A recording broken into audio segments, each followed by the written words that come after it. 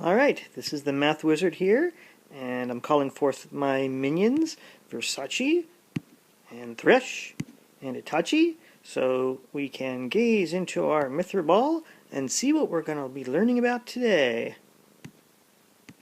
The chain rule and FTC. Alright, before diving headlong into how to apply the chain rule together with integrals and the fundamental theorem of calculus, let's do a little bit of refresher about what the chain rule actually says. So there's a couple different ways of expressing it. So one way is using the Leibniz notation that dy dx is equal to dy du times du dx. That's a little bit nice because it kind of looks a little bit like a fraction, and it's sort of as if the du's here are canceling, leaving dy over dx. Of course, that's not really what's going on, but it's a nice little mnemonic. Now, there's also a equivalent expression, which is actually saying the same thing, which is that if you've got one function inside of another, so in this case, f is the outside function, and g of x is inside the f. So if that happens, and you want to take the derivative of that whole mess, so everything together, then essentially what you do is you take the derivative of the outside function, the f, and you keep the inside part the same. So f has the derivative, g stayed the same as what it was, but then when you're done, you multiply by the derivative of whatever was inside. So it might not be exactly clear that these two things are essentially expressing the same thing, because they don't really look that similar. So let's just do a quick little example to show that they really do mean the same thing. So let's say you've got y is equal to sine of x, in which case y prime would be cosine x, but because we're about to have different variables cropping up, it's probably best not to call it y prime. So instead, we'll call it dy dx. I know it looks like dy over dx, but we just call it dy dx. Now, one thing to keep in mind here is the x is just a dummy variable. It would be the same if we called it anything. So in fact, I'm going to actually change it and call it u. So if y is the sine of u, then dy du is cosine u. Now, instead of imagining u as being an independent variable like we normally think of as x, what if u was secretly its own formula of x's? So I'm just going to make it up here and say that u is x cubed. And now, just like we did before, we can look at the derivative of u with respect to x. So just like before we had dy dx or dy du, in this case the u is kind of acting like the y. So when we take the derivative, instead of being dy dx, it's going to be du dx, and that's going to be 3x squared. So let's see what happens now if we write it without the middleman, because right now we've got y as a formula of u's, but the u is actually a formula of x's. So if we just want to express it directly, we can substitute in the x cubed for the u and look at y is the sine of x cubed. So that being the case, what's the derivative going to be? Well, by the differential way of looking at it, we go back up here. It says dy dx is dy du times du dx. Well, what is all these things equal to? Well, dy du, as we just had up here, is cosine u, and then we have to multiply by du dx, so that's the 3x squared. But remember, when we expressed this original problem, there were no u's. It was just the sine of x cubed. So we don't want to leave u's in the answer, so we go ahead and we do the substitution, and we say, all right, cosine u is actually cosine x cubed times 3x squared. Now, if you look at what we just did, so you'll see that, we started with sine of x cubed. When we took the derivative to get dy dx, we ended up with cosine of x cubed times 3x squared. So in other words, we took the derivative of the outside function, because the derivative of sine is cosine. We kept the inside part the same, and then at the end, we multiplied by the derivative of the inside. The derivative of x cubed is 3x squared. So in fact, these two original notations both express the same idea. I just think of it as take the derivative of the outside function, keep the inside the same, then multiply by the derivative of the inside function. Alright, let's see an application of the chain rule in action within the fundamental theorem of calculus. So don't forget what FTC says. So it says that if you've got a function and you're looking at the area under the curve between some constant and x. And so this is like an area function. I want to point out that t actually is not a variable here. That's just a dummy variable. The only real variable here is x. This is a function of x. So you plug in what you want for the upper bound, 1, 2, 3, 4, and this tells you the area under the curve, starting from a up to whatever x you plugged in. This is just describing the top of the curve. You're looking at the area underneath.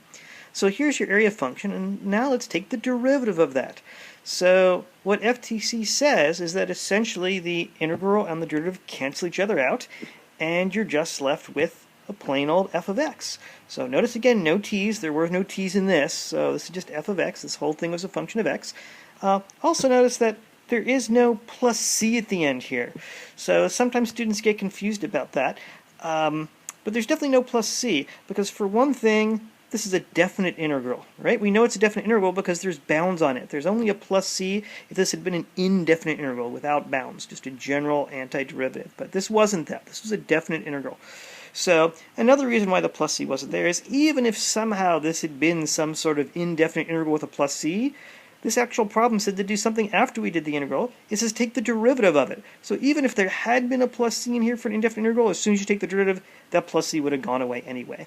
So this is saying start with a function, look at the integral of that, then take the derivative. You got back to the function that you started with. All right, but one thing you might be curious about is, what if it hadn't been from a constant to a nice x?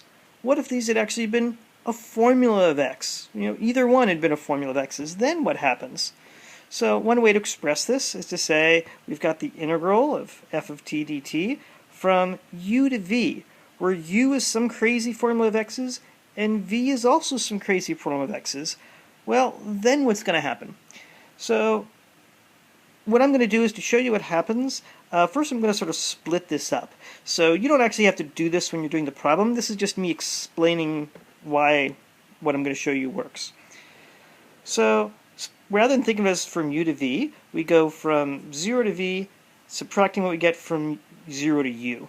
And if you just sort of think about what's going on here, it makes sense that this is the same as the integral from u to v. I just used some basic integration properties there, adjusting those bounds.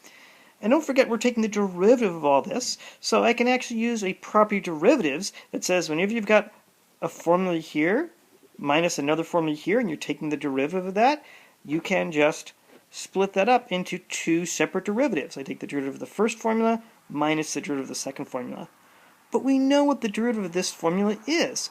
So by FTC, actually let's think about what the chain rule says for a minute. So the chain rule said whenever you're taking the derivative and one of your variables is secretly a formula of an x, which is what's going on right here, it says if you're taking the derivative of that, which we are, then you take the derivative of the outside part first, keeping the inside the same, keeping the v what it is normally, but in the end you multiply by the derivative of the inside. Well, what's the derivative of our outside area function? Well, the derivative of the outside area function by the chain rule is just f, because the derivative and this area function cancel each other out. So, but you keep the inside the same. So the derivative of the outside just becomes f of v. But then by the chain rule you have to multiply by the derivative of the inside. So multiply by v prime.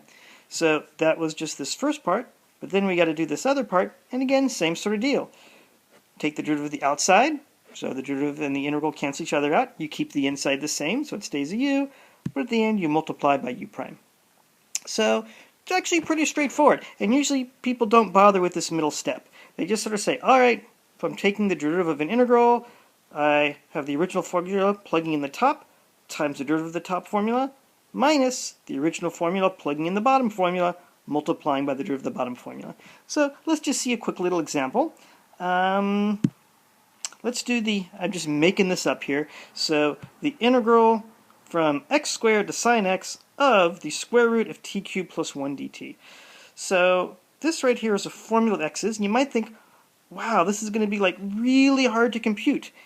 And it actually is. This is a bear to compute this integral. But rather than asking you to do this integral, I'm going to say, let's just take the derivative of that. So it turns out we don't actually need to compute what this integral is in order to take the derivative, because FTC can come to our rescue. And it says, all right, don't bother to compute this integral and then take the derivative of it, because the derivative and the integral are just going to cancel out. But we have to use our chain rule here that we just developed because this isn't a constant to x, it's crazy formula of x's. So remember what we just developed here says. It says, look at your inside formula, your f, which is this, plug in the top thing. So that would be the square root of sine cubed plus 1.